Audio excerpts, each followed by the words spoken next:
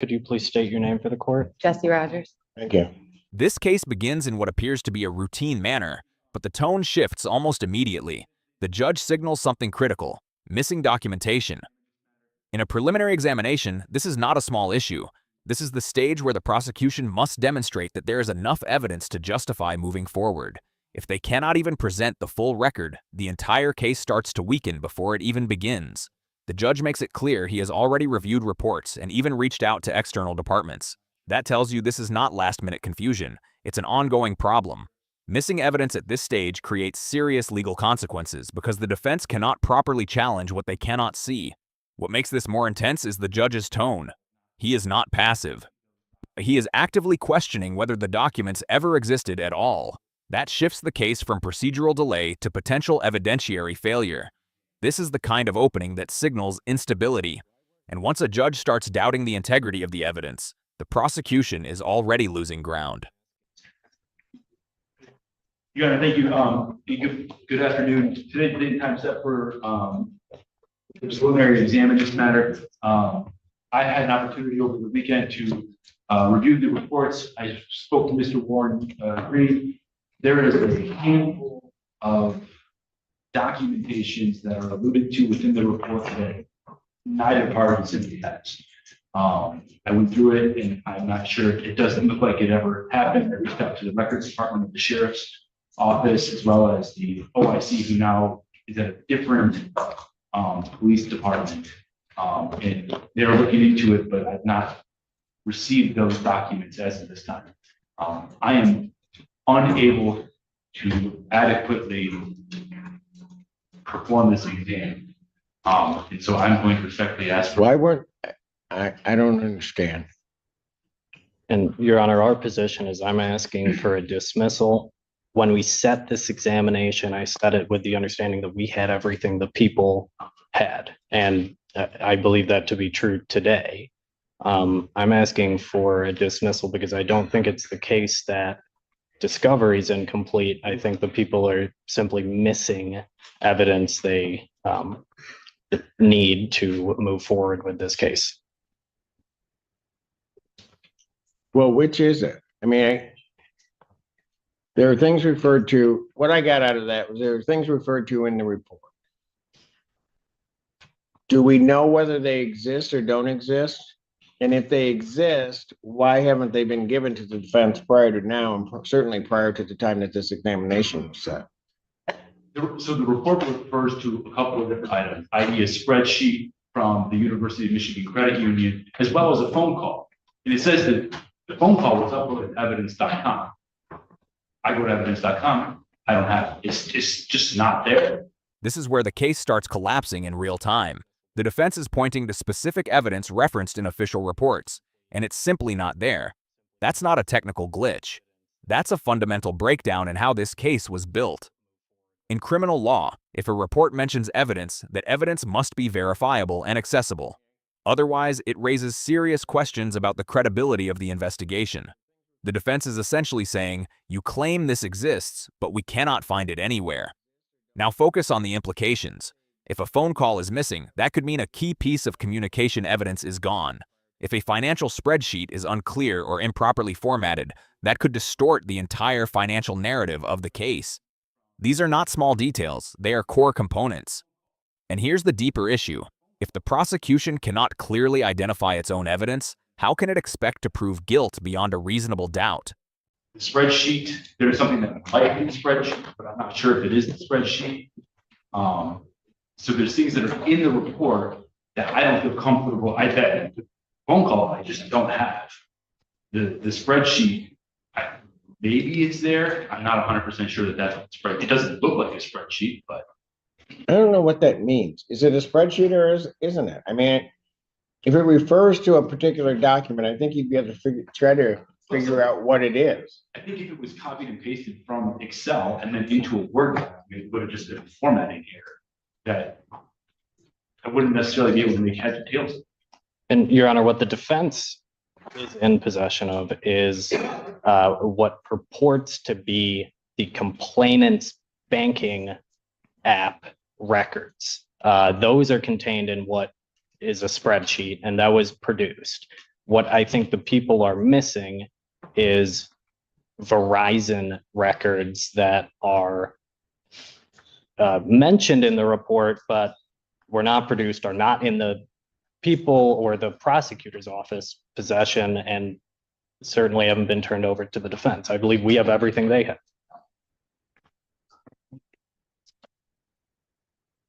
Why are those records as a proffer necessary for the exam?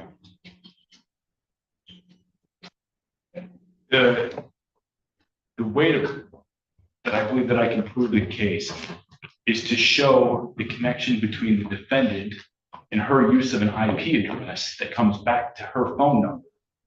And I don't have any of those documentation. Then how did it get charged? It's a good question, Your Honor. This moment is critical. The judge is no longer just asking questions. He's exposing a flaw in the prosecution's entire case. Charging a defendant requires a reasonable belief that sufficient evidence exists. But here, the prosecution is admitting they lack the very documentation needed to connect the defendant to the alleged crime. This raises a serious legal concern. Was this case filed prematurely? If the prosecution does not have the records linking the defendant, such as IP address data or phone records, then the foundation of the charge is incomplete. The judge's reaction reflects frustration and concern. He's essentially saying, how did this case make it this far without the necessary proof? That's not just a procedural issue. It's a question of fairness to the defendant. But what did he unravel behind the Weinstein, who has already gone through the stress and consequences of being charged? At this point, the balance has shifted heavily in favor of the defense. Oh, yes, it's a good question. And I don't know whether she's guilty, not guilty. She's presumed to be at this point in time, but she's been going through this process. And you get to the date of a preliminary examination, her first step, and you're telling me you can't show the case and that there's something out there that you don't have, never had, that would link her to this case. So why is she?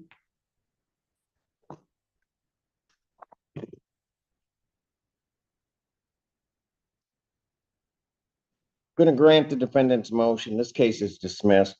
It is without prejudice.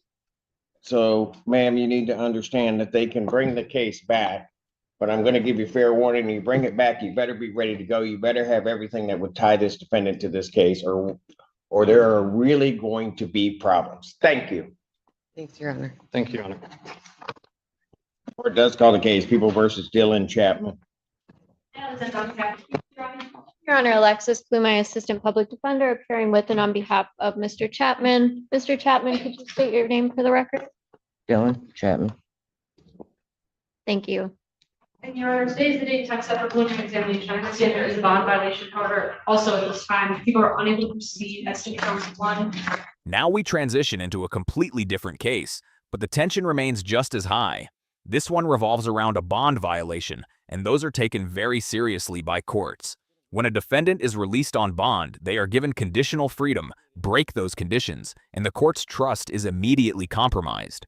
The defense attempts to explain the situation, framing it as a misunderstanding involving a hit-and-run incident and a borrowed vehicle. But listen carefully, the explanation is filled with uncertainty. Words like unclear, not sure, and based on what he told me appear repeatedly. That weakens the defense's position. From a legal standpoint, bond violations do not require the same level of proof as a full criminal conviction. The judge only needs reasonable grounds to believe a violation occurred. And when the story doesn't align cleanly with the facts, like the defendant's belongings being in the car at the crash scene, it raises suspicion. This is where credibility becomes everything. And right now, the judge is not convinced. 2, 3, 4, and 5, and would ask for count 6 and 7 to be remanded down to district court.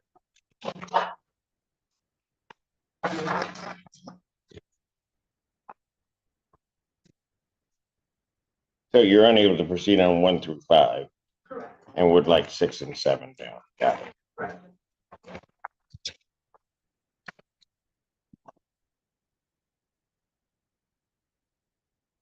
Counsel, you're moving to dismiss counts 1 through 5. Yes, Your Honor. Continue to defendants not guilty plea as to count 6 and 7. Set this matter for pretrial. January 29th at 10:30 for Judge Rush Hour. That date might change. There's an in custody. We'll see, but you got the 29th right now, correct? Yeah. Got it. What time? 9? 10:30. Before Judge Fresh Hour. As to the bond violation. Yes, Your Honor, I have had an opportunity to discuss the violation with my client. He has provided me with an explanation that he feels comfortable with me sharing with the court. This was reported as a hit and run accident. Mr. Chapman states that the complainant in this case was using his car, which she had reached out to his mother and asked if she could borrow because hers was either broken or not able to drive in the snow. He states his mother gave her the keys to the car and allowed her to use it. And then Mr. Chapman states that at some point that night, his mother called him and let him know that the complainant had been involved in a hit and run accident with his car. He tells me that he did go to the scene of the accident to try to check on his vehicle, and that at that point, the complainant was not actually present. It's unclear to me in the report at what point in time the police made contact with the complainant because it was a hit and run accident. I'm not sure if contact was made at the scene or later on, and there's not a whole lot of detail there. So Mr. Chapman is asking that the court consider keeping his personal recognizance bond in place, given that explanation, and potentially setting for a pretrial and bond violation combination in front of Judge Fresh Hour, so that if there is more detail that needs to be provided, Judge Fresh Hour could consider that. Your Honor, at this point, I have concerns given the nature of that bond violation with his wallet, his other property being in the car. He's not there. I would have concerns about contact with the victim, being there with her, especially given the nature of the charges. So at this point, I would ask that he be remanded on the bond violation. The prosecution now introduces a key concern: potential contact between the defendant and the alleged victim. In many bond conditions, especially in cases involving conflict or harm, defendants are strictly prohibited from contacting the victim. Even indirect contact can be considered a violation. What makes this situation more serious is the implication that the defendant may have been closer to the incident than he claims. The judge starts connecting the dots: wallet, ID, personal items all in the vehicle, proximity to the crash, and it paints a different picture than the defense is presenting. This is where the narrative begins to turn against the defendant. Even if his explanation is partially true, inconsistencies can be enough for the court to act. Judges are trained to look for patterns, and when the facts don't align neatly, they often err on the side of caution. So the question becomes, is this just a misunderstanding, or is the defendant minimizing his involvement? Your Honor, again, the only thing I will add is that Mr. Chapman explained to me that his wallet and other items were in the car when his mother provided the car to the complainant. So again, he's just asking that the court Really? consider. Yes, Your That Honor. his wallet, ID, and all of his everything is still in his car. Yes, Your Honor. And she, My understanding is that the car was supposed to be returned to his mother soon thereafter, and that Mr. Chapman said it was okay to leave his wallet in that case the complainant needed to use his debit or credit cards.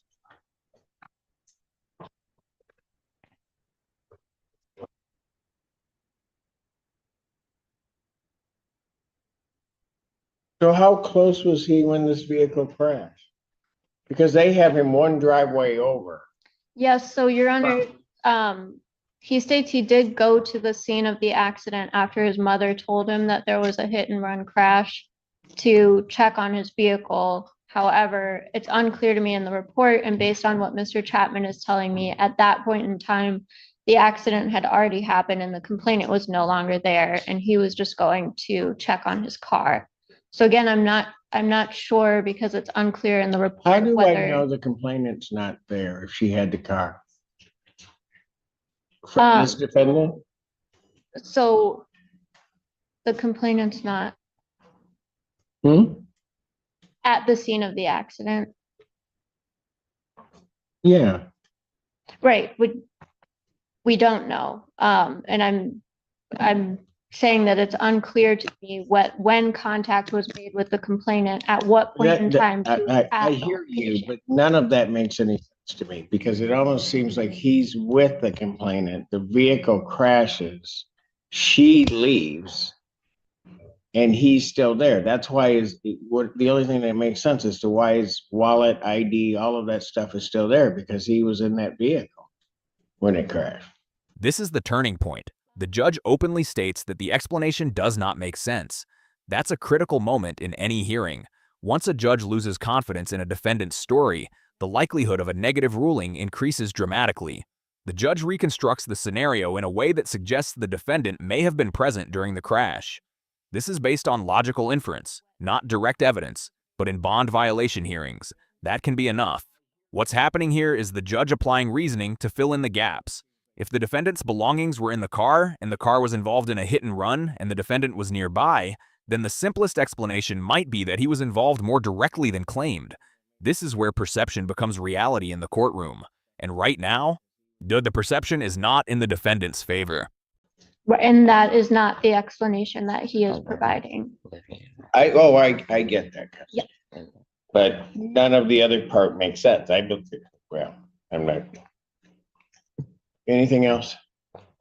No, Your Honor. I think when I look at everything that the defendant was having contact with the victim in violation of the bond conditions in this case, and based upon what was said, at this time, I will move his pretrial date up to January 15th, 2026. That's still at 10:30. Yeah. January 15th, 10:30. But at this time, the court's going to believe that there's enough evidence and to indicate that there's been a bond violation. I'm revoking the defendant's bond. The defendant is remanded. Continue to violate Give all. somebody a county year. You're gonna let me talk. Okay, hold on. Really, I mean, at this point in time, it don't matter anymore. It doesn't matter anymore. You made your decision and it Yeah. doesn't matter. You just ruined my life. I was starting to do good. I had a good job. I had a good support system behind me and all that is gone now. Not mercy to me in me failing, like that was, I still hold that as a reminder in my head today that, I don't want you to think that your mercy was extended in vain.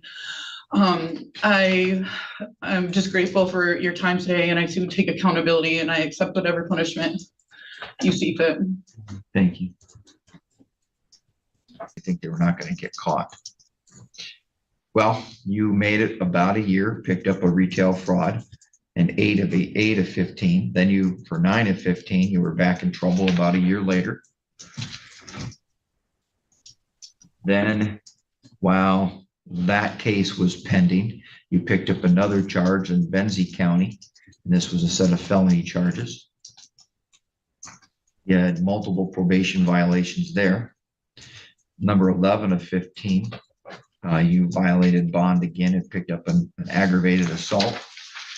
Number 12 of 15, this is where you picked up other charges while violating probation. In fact, you violated probation for use of meth. You did have about a 3-year gap until you picked up another set of charges, and that was just a jostling. But your probation was terminated unsuccessful on that jostling case. Why? Because 3 months into that probation, you picked up a home invasion, which was apparently pled down to a domestic violence. So you got repetitive acts of violence in your history. Looks like you made it about a little over a year before you picked up this case. And as we know, on it, you violated bond and picked up new charges. So definitely established a pattern to support the court with reasonable grounds. Now, it's not so much about, as I mentioned earlier, not about me as a judge, But when the court allows somebody to go to rehab, it does so because it cares and wants to give rehab. But I also do it to see how people behave and whether or not they're going to continue their previous patterns. So that's a problem. So what I see here is 20 years of the same types of, almost 20 years of the same kinds of problems: violating bond, violating probation, acts involving drugs, acts involving crimes of dishonesty, acts involving violence. Now the judge expands the scope beyond the current incident and looks at the defendant's history. This is where patterns become decisive. Courts are not just evaluating a single event, they are assessing behavior over time. The judge outlines repeated violations, probation breaches, new charges while cases are pending, and ongoing issues involving violence and substance use.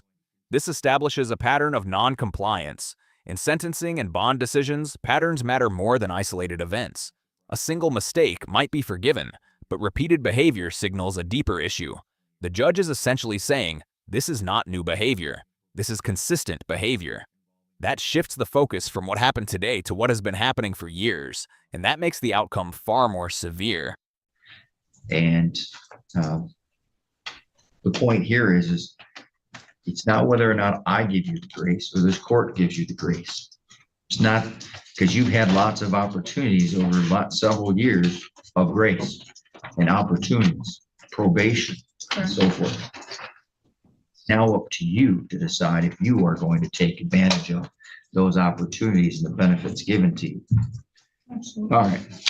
The sentence in this case, court is as follows. 1 second. I want to look up something. Also in the past, I see on that morphine case, which also had a tribal license suspended, 270 days. That was the end sentence after 110 initially, but after the probation violations.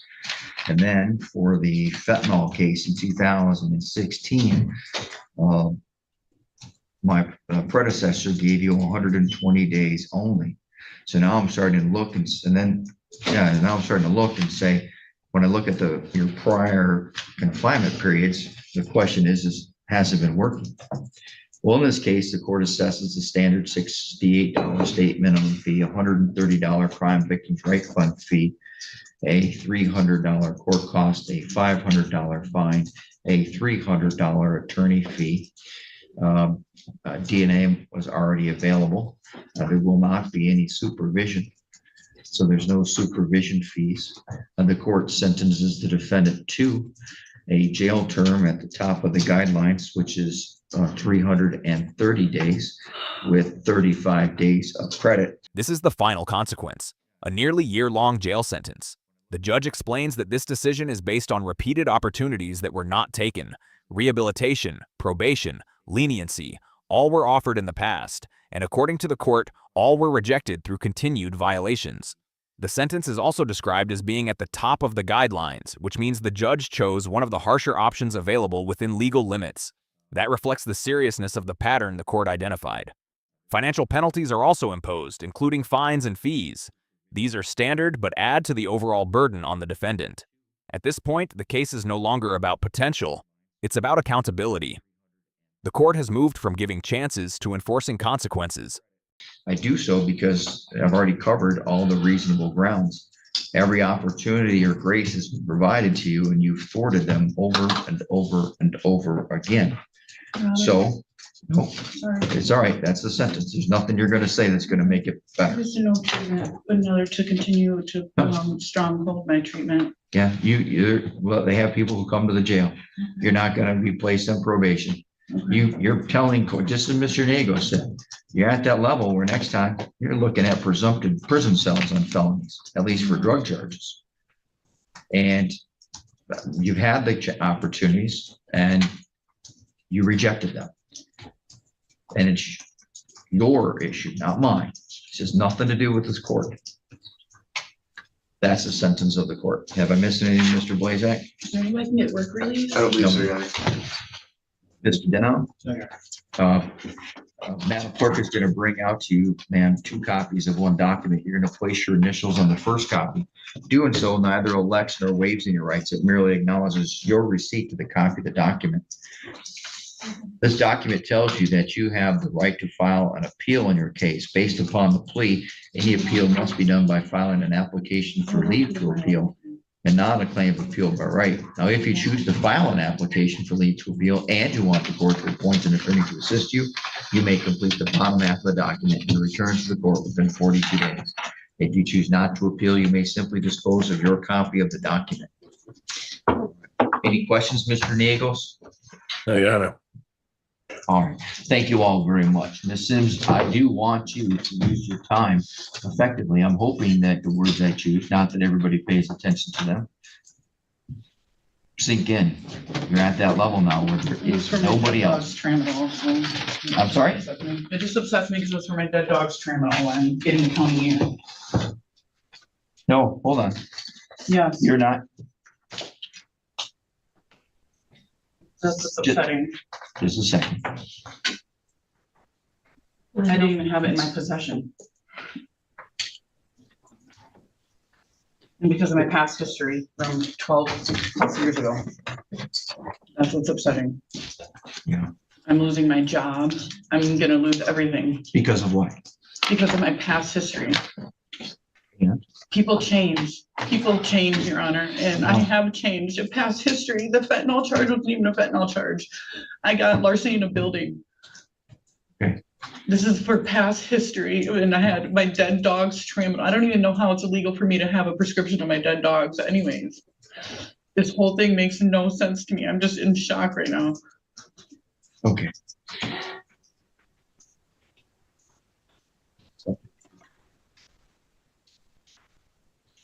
I understand that you're just in shock, but this is not just because of your past history. This is because your pattern and because in your pattern, you continue to demonstrate. You continue to violate bond. You continue to violate Give all. somebody a county year. You're gonna let me talk. Okay, hold on. Really, I mean, at this point in time, it don't matter anymore. It doesn't matter anymore. You made your decision and it Yeah. doesn't matter. You just ruined my life. I was starting to do good. I had a good job. I had a good support system behind me and all that is gone now. So it was like, what was the point? What was the point of me trying to change? This is why people don't change, because when they do, things like this happen. We're very calm today, which is something I'm working on. Every judge has to work on it, and that's okay. If you want to blame me, Ms. Sims, that is perfectly okay. It's directed in the wrong direction. No, no, stop. You don't care, I know. Okay. Can we please go? You may leave because I'm about to add 60 more days to your sentence. We're adjourned. This final moment brings the emotional weight of the case into focus. The defendant expresses frustration, claiming progress and change, while the judge emphasizes pattern and history. This is a common tension in courtrooms, individual perception versus documented behavior. The defendant believes this outcome erases progress. The judge believes the outcome reflects consistent choices. Both perspectives exist, but only one determines the ruling. The judge responds calmly, reinforcing that the decision is not based solely on past history, but on a continued pattern of violations. This distinction is important. Courts are not punishing the past. They are responding to repeated behavior over time. This closing exchange highlights the human side of the legal system, emotion, frustration, and consequences colliding in real time. So, if you found this case as shocking as we did, make sure to hit that like button, share your thoughts in the comments, and don't forget to subscribe for more jaw-dropping courtroom breakdowns.